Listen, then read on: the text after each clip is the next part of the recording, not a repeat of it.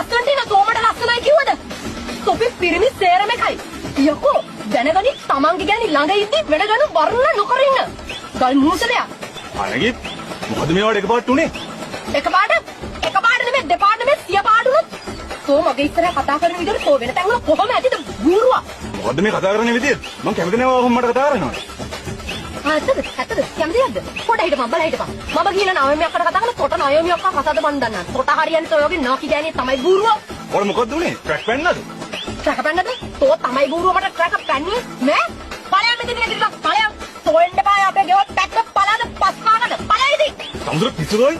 මේ මොන මොකලද මේ? මං යනවා යන්න. මං දැන් තමයි තමුසුගේ ඇත්ත ස්වරූපය දැනගන්නේ. ඇත්තද?